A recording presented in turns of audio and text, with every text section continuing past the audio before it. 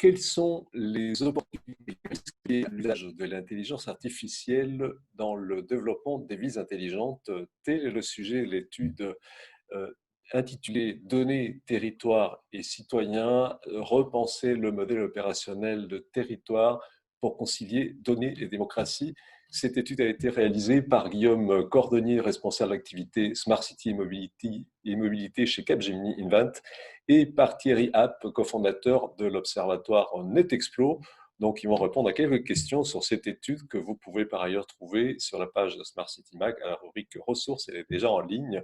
Mais il nous a semblé intéressant d'aller un peu plus loin sur le contenu de cette étude.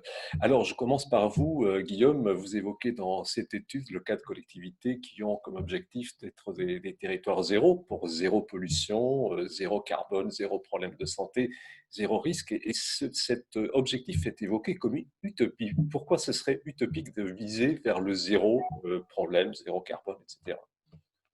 Alors, ce qu'on considère comme une utopie, c'est d'arriver au zéro, effectivement. Viser vers le zéro, en soi, effectivement, c'est une bonne dynamique. Et effectivement, les données, le fait de collecter des données, de faire co-créer des données par les citoyens, par les différents acteurs d'un territoire, ça contribue directement au fait de, pour reprendre vos termes, tendre vers le zéro, avec effectivement différents exemples que vous citiez, mais par exemple, le zéro embouteillage, voilà, bon, plus aucun embouteillage.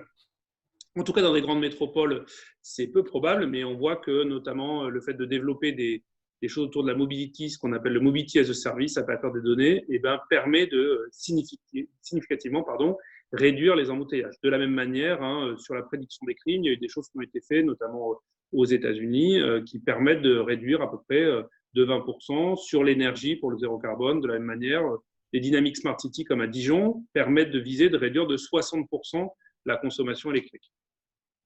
Alors, Thierry Happ, je me tourne vers vous. Avec le développement de technologies numériques, de l'intelligence artificielle dans les territoires, vous mentionnez le risque d'une algocratie ou d'une dictature des algorithmes. Alors, les algorithmes sont toujours conçus et programmés par des humains. Alors, faut-il se méfier de ceux qui conçoivent les algorithmes ou de ceux qui les mettent en œuvre dans la collectivité, donc les élus? Ah, effectivement, je pense que quand on parle d'algocratie, ce qu'on veut dire par là, c'est qu'un algorithme n'est pas neutre. Il est conçu dans une orientation, un objectif, alors libre à celui qui le conçoit de déterminer cette orientation et cet objectif, mais encore faut-il définir les règles du jeu préalablement. Et aujourd'hui, ce qu'on peut voir, c'est que derrière ce concept d'intelligence artificielle data au service des villes, on s'aperçoit que la technologie n'est pas forcément transparente et qu'elle ne permet pas de véritablement mesurer jusqu'où ces algorithmes permettent de pouvoir remplir ces objectifs et surtout offrir un certain nombre de caractéristiques qui sont essentielles à notre société aujourd'hui, c'est-à-dire par exemple le respect de la vie privée. On a vu dans le cas de la Google City à Toronto que ce type de gouvernance et d'information sur l'utilisation des programmes d'intelligence artificielle au service des villes était absolument essentiel. Et que si nous n'avions pas la certitude que ces algorithmes remplissaient un certain nombre de fonctions, mais s'interdisaient d'autres fonctions, eh bien, il était très difficile de faire accepter par les citoyens ce type de démarche. Et c'est la raison pour laquelle on ne peut pas dire aujourd'hui que la technologie est neutre. Elle est bien évidemment très orientée et tout le sujet, c'est que les technologues qui travaillent sur ces sujets en aient conscience, mais que surtout une gouvernance soit associée à ce type de dispositif dès l'origine, dès le départ, ce qui semble aujourd'hui un argument très important pour les citoyens, puisque, comme vous le savez, la filiale de Google, Alphabet Labs, a renoncé à ce grand chantier qui avait été pourtant sur lequel avait été donné un accord de principe de la ville de Toronto. Ils ont renoncé sous le prétexte de la crise et des difficultés de financement avec le Covid-19, mais ce qu'on savait, c'est que la situation était passablement enlisée parce que la population demandait une anonymisation des données sur lesquelles Google ne donnait pas de réponse, ce qui bien évidemment a posé une question. Donc derrière ce sujet, c'est qu'un algorithme n'est jamais neutre. La personne qui le conçoit a forcément fait des choix et ces choix vont influencer, je dirais, la démarche, l'effet, l'efficacité de ce dispositif technologique. Donc, un algorithme peut devenir une algoracratie, et c'est la raison pour laquelle le choix de Capgemini, de cette terminologie, que je trouve très forte, qui n'est pas de NetExplo, je le dis, parce que c'est vraiment les équipes de Guillaume Travail commun. qui définissent ça, nous semble, nous, extrêmement importante, et nous pensons d'ailleurs qu'il y a là un enjeu de société qui va devenir de plus en plus marquant dans les démocraties, et notamment au niveau local. Guillaume Cordonnier, vous écrivez dans l'étude fixer la donnée comme un bien servant la collectivité passe par l'ouverture de ce patrimoine au plus grand nombre. De quelles données parle-t-on? Est-ce qu'on parle des données techniques concernant le fonctionnement du territoire ou est-ce qu'on parle des données sur les citoyens et sur leurs habitudes?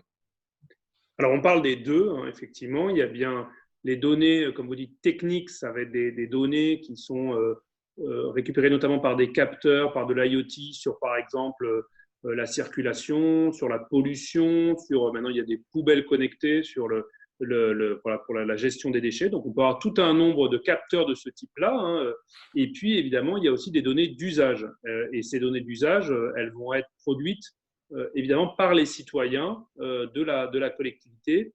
Bien sûr, sur ce deuxième aspect, il faut être extrêmement prudent. Et d'ailleurs, Thierry rappelait à juste titre le cas de Toronto. C'était tout le débat justement de à quel point à un moment les données personnelles pouvaient être utilisées à des fins commerciales.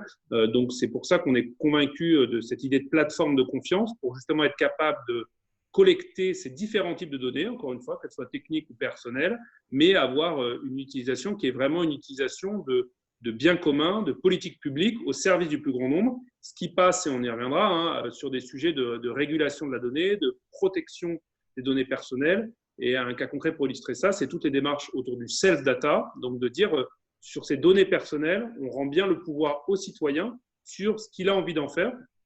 Et quand elle est utilisée sur d'autres plateformes, la capacité à les récupérer, ce qu'on appelle la portabilité.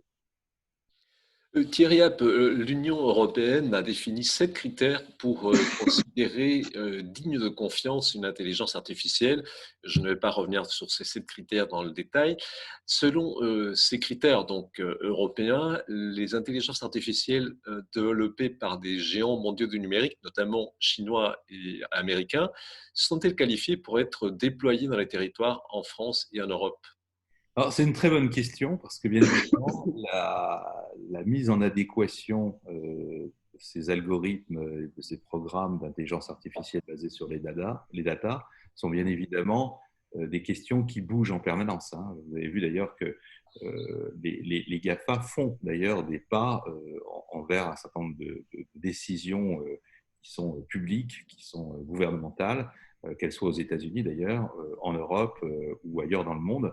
C'est vrai qu'en Europe, on a la chance d'avoir une vraie prise de conscience de ces sujets et ces 7 critères sont probablement une avancée très intéressante par rapport à ce qui se passe mondialement où la question n'est pas posée avec le même intérêt, notamment pour le respect de la vie privée. Alors, ce qui est très compliqué à dire, c'est pour savoir si c'est en adéquation, il faudrait pouvoir vérifier à l'intérieur de programmes si nous sommes bien, par exemple, en matière de respect de la vie privée, si nous respectons un certain nombre de critères. Et on le voit bien, l'image de Toronto n'est qu'un exemple, mais qu'on est totalement en inadéquation entre ce qui est demandé, notamment en Europe aujourd'hui, et ce que acceptent de donner comme information nos grands acteurs GAFA. Il ne faut pas mettre sur les mêmes critères tous, parce que c'est vrai que certains reposent sur un modèle de vente de données, c'est le cas de Google et de Facebook, ce qui est, je dirais, moins le cas d'Apple, mais fondamentalement, on a une vraie zone d'ombre sur la nécessité de pouvoir rentrer dans les systèmes, ouvrir les systèmes et comprendre comment l'intelligence artificielle respecte ces critères. Et aujourd'hui, nous ne sommes pas vraiment en mesure de le faire. Alors, l'engagement des acteurs du numérique va être déterminant, mais on a vu, sur le cas de Toronto, je reviens sur ce cas parce qu'il est extrêmement emblématique de la question que vous posez, c'est que Google a pris le soin de nommer des personnes qui faisaient vraiment autorité et qui fédéraient l'ensemble des acteurs du numérique au Canada, notamment à Toronto, notamment des professeurs d'université qui avaient des fonctions assez proches de la CNIL, pour siéger dans leur board sur la ville de Toronto, sur ce projet d'Equiside développé par la filiale de Google, Sago Labs. Et il s'est avéré à un moment donné que ces personnalités, notamment je passe à une grande universitaire qui est très réputée aux États-Unis, qui s'appelle Anne Keboudian, qui est venue à notre forum l'année dernière, et elle a bien précisé qu'elle a démissionné. Pourquoi a-t-elle démissionné? Parce qu'à un moment donné, entre la parole de Google et le respect réel de l'anonymisation des données, qui est un des 7 critères de l'Europe sur le respect de la vie privée, il n'y avait pas du tout d'adéquation entre ce que disait Google en disant il n'y a pas de problème et ce qu'acceptait de faire Google, c'est-à-dire l'anonymisation des données. Il y avait un gap énorme. Et c'était totalement, j'allais dire, contradictoire de pouvoir tenir ces propos-là alors qu'on ne respectait pas dans les faits le principe de ce respect de la vie privée. Ce qu'on peut comprendre du reste si on considère que le modèle économique de Google est en grande partie, repose sur la monétisation des données. Et là, on voit bien que ces 7 critères définis par l'Union européenne, il va falloir aller plus en profondeur qu'une déclaration d'intention. Il va y avoir une vérification, donc il va falloir ouvrir un certain nombre de systèmes, et je ne suis pas certain qu'aujourd'hui, ces grands acteurs soient enclins à le faire. Mais l'initiative de l'Union européenne est très positive, et je pense que nous serons probablement dans un débat, pour ne pas dire une partie de bras de fer, qui va être absolument passionnante dans les mois à venir sur ce sujet. Peut-être pour compléter, je pense, c'est effectivement, l'Europe a vraiment été pionnière avec les sujets d'RGPD, mais effectivement, ça passe par une régulation très forte, d'ailleurs qui s'appuie aussi sur les États, et par des sanctions financières extrêmement fortes sur le chiffre d'affaires des entreprises qui dérogent à ces règles. Et donc, on peut penser que voilà, ces 7 règles, c'est un bon pas en avant, comme le disait Thierry, mais il va falloir aussi aller derrière dans des choses beaucoup plus contraignantes si on veut qu'elles soient parfaitement respectées. Alors, ce sujet pose la question de la confiance. Tout récemment, on a pu voir que la mise en œuvre de l'application Stop Covid a mis en lumière une double défiance en France, à la fois vis-à-vis de l'État, mais aussi à la fois vis-à-vis des géants du numérique comme Apple et Google qui proposaient leurs propres solutions de traçabilité. Quelle est selon vous la plus grande menace auxquelles sont soumises les données personnelles des citoyens français et européens, celle des géants du numérique ou celle de leurs propres États? Alors effectivement, dans l'étude, on s'est appuyé sur 3 modèles dystopiques. Il y avait bien effectivement le risque que ce soit les géants du numérique, avec tout ce qu'a rappelé Thierry, sur le fait qu'ils ont finalement un modèle, en tout cas pour certains, qui est sur l'exploitation de la donnée dans des visées commerciales. Donc voilà, ça c'est effectivement le premier risque important. Et dans le cas vous parliez des applications de tracing, donc qui n'est pas le choix retenu par la France, mais qui est le choix retenu par de nombreux pays. Effectivement, derrière, la donnée est stockée sur le téléphone et le système d'exploitation, que ce soit celui d'Apple ou celui de Google. Le deuxième risque, effectivement, qu'on voyait, c'était plutôt un risque que ce soit des États. Et ça, bon, ce n'est pas un risque théorique. Il y a des pays comme la Chine aujourd'hui qui exploitent massivement la donnée et qui vont jusqu'à mettre des notations sociales qui privent de certains droits leurs concitoyens. Et puis, le troisième risque, modèle qu'on voyait, Thierry l'a rappelé, c'était autour de l'algocratie. Donc, le fait, effectivement, à un moment qu'il y ait des algorithmes hors de contrôle. Alors, quel est le pire risque des 3 ? Ce qui est sûr, c'est que si on revient, puisque c'était votre question sur le cas de la France ou de l'Europe, la France et l'Europe a du coup des barrières, des protections quand même fortes par rapport à ça. On parlait de la RGPD, on parlait effectivement de ces 7 règles autour de l'IA, donc ça limite quand même le risque fortement. On peut parler aussi, dans le cas particulier de la France, du rôle de la CNIL aussi. Et donc, en fait, je pense qu'en France, le risque est probablement moins sur les États. Néanmoins, pour minimiser ce risque, c'est pour ça qu'on pousse pour cette histoire de territoire de confiance, c'est-à-dire il ne faut pas que ça soit que des modèles complètement centralisés au niveau de la France, mais qu'il y ait des modèles beaucoup plus en subsidiarité. Et puis, on voit bien, c'est dans l'air du temps, de redécentraliser, redonner le pouvoir au territoire. Donc, nous, on croit beaucoup à des modèles de ce type-là, c'est-à-dire où il peut y avoir des éléments communs et des éléments décentralisés. Je vais donner un exemple très concret qui est un projet qu'on mène qui s'appelle Mon compte mobilité, qui est de créer en fait une brique pour permettre, là, pour le coup, de travailler sur les données de mobilité personnelles des usagers et leur permettre derrière de pouvoir utiliser de manière beaucoup plus fluide des droits de mobilité qui sont fournis par des employeurs ou par des collectivités pour des usages vers des mobilités plus durables. C'est évidemment un enjeu extrêmement important d'avoir une transition vers la mobilité durable, mais qui est compliqué. Et là, pour le coup, pour éviter que chaque territoire soit obligé de réinvestir, recréer, cette brique est compliquée. On peut créer une brique, un modèle central, mais par contre qui va être exploité de manière extrêmement forte, par forte subsidiarité, par les territoires. Et ce qui donne évidemment du coup une capacité de régulation au plus près des citoyens et donc sécuriser, d'orienter finalement cet outil, ces briques, vers des usages qui sont adaptés au bien commun des collectivités. Alors justement, une des préconisations qui sont un petit peu la conclusion de cette étude est la création de data trusts territoriaux pour garantir l'intégrité de ces données, donc les données des territoires et des citoyens. Comment s'organise une telle initiative? Quels acteurs voyez-vous à l'œuvre dans ce type de data trust? Alors, effectivement, notre conviction, c'est que quand on parle de la donnée, on est souvent tiré par des considérations très techniques, technologiques. Et en fait, finalement, ce qu'avant tout, il faut faire, c'est des territoires de confiance. Donc, c'est-à-dire vraiment au service des usages des citoyens, conçus par des citoyens. Donc, c'est avant tout des projets de transformation des territoires avant d'être juste des projets techniques. Et d'ailleurs, quand on observe, on voit que les territoires qui sont en train vraiment de réussir des choses particulièrement intéressantes, je pense à Dijon, je pense à Angers, je pense à l'Île-de-France avec la Smart Région, en tout cas en France. Il y a aussi Londres qui a fait quelque chose de très intéressant sur une plateforme data, ou encore Tallinn en Estonie. Voilà, c'est qu'ils ont vraiment mis en perspective le fait d'utiliser la donnée, mais au service d'un projet de territoire. Donc concrètement, il y a évidemment quand même des sous-jacents et des briques technologiques. D'ailleurs, c'est intéressant de voir que quand on pose la question finalement aux élus, il y a 43%, le plus grand point manquant, c'est autour d'une brique technologique. Cette brique technologique, donc évidemment, c'est une plateforme qui permet d'interconnecter avec les différents producteurs de données et les différents utilisateurs de données en open data. C'est aussi évidemment une application pour permettre aux citoyens ou à d'autres utilisateurs d'utiliser des services autour de la donnée. Et puis, il y a un troisième point qui est peut-être moins évident, mais qui est très important, qui est une logique après d'hypervision ou supervision pour, vous en parliez, capter effectivement les données à la fois du territoire, donc piloter par exemple les feux rouges, etc., mais aussi réguler les données personnelles. Et donc, c'est là où on ajoute à ces briques plutôt technologiques des éléments qui sont plus voilà, des choses autour du métier et des usages.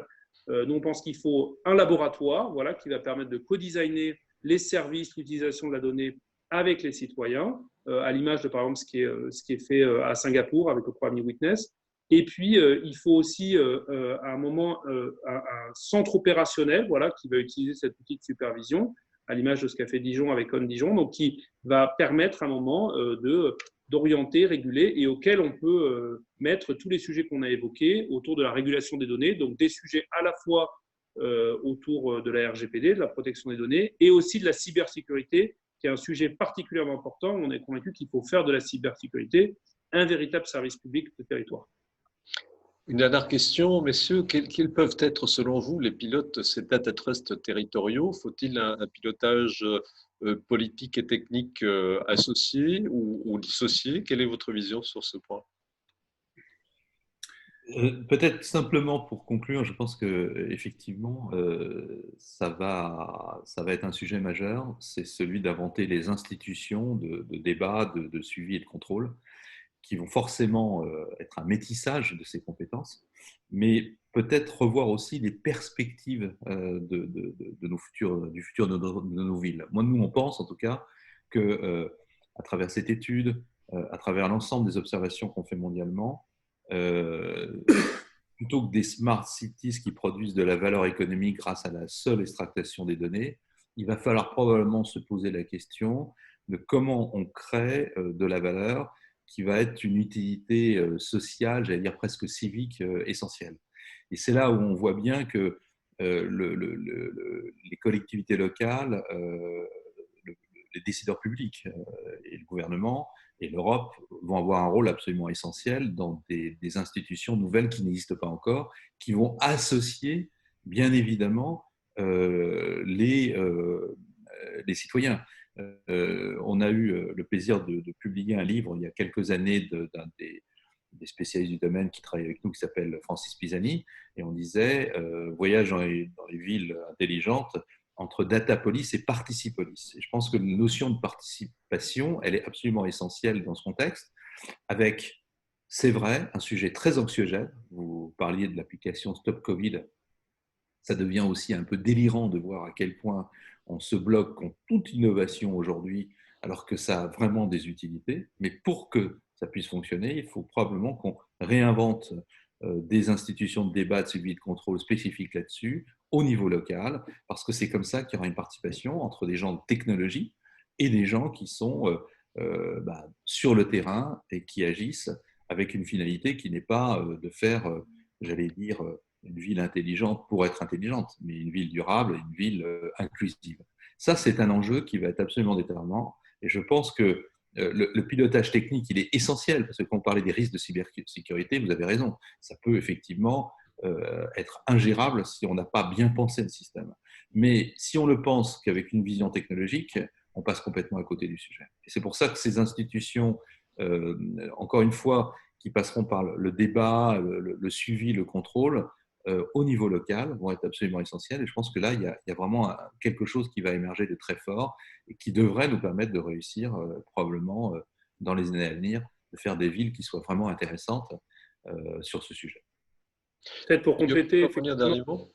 Ouais, pour compléter ce que vient de dire, effectivement, je pense que c'est absolument fondamental cette articulation effectivement entre du politique qui va donner du sens et du technique. Alors, technique au sens large, hein, technique au sens effectivement infrastructure technique, mais technique au sens pilotage très opérationnel, mise en œuvre, protection des données, cybersécurité, etc. Donc, cette articulation, elle est fondamentale au niveau d'un territoire. Je pense qu'il y a un autre niveau de dualité aussi, j'en ai parlé rapidement, et c'est particulièrement critique là maintenant, dans une période post-crise, enfin, ou même crise encore économique, de mutualisation des investissements. Donc, une articulation entre un pilote territorial, et il faut vraiment que ça soit au plus près des territoires, mais néanmoins des actions, des mutualisations qui sont faites au niveau national pour créer des briques communes, des biens communs qui vont pouvoir être utilisés par les territoires et que les territoires puissent concentrer leur investissement, leur énergie sur, on va dire, les 20% d'éléments qui sont particuliers propres au territoire et s'appuyer sur les 80% qui sont finalement assez communs. Alors, au niveau de la France, et même demain, on peut l'espérer, au niveau européen, et on voit que tout ce qui va être fait avec le Green Deal, voilà, des investissements importants, c'est une opportunité aussi de mutualiser et de donner du sens à l'Europe. Et puis, dernier point, c'est que je pense aussi, et par rapport aussi à ces questions économiques, qu'il y a des enjeux de mutualisation entre le public et le privé. Donc, non pas des modèles où le privé doit avoir un modèle commercial où il va exploiter les données, on a beaucoup parlé des limites de ça, mais des modèles où en tout cas le public peut s'appuyer sur les compétences du privé pour être capable d'accélérer les projets et d'être capable aussi de fédérer des écosystèmes qui ont des intérêts au développement de ces nouveaux services. Bien, messieurs, merci beaucoup de vos réponses. Je rappelle que cette étude est disponible, entre autres, sur le site Smart City Mag, la rubrique ressources, et vous trouverez en bas de cette vidéo l'intégralité de l'étude. Merci beaucoup.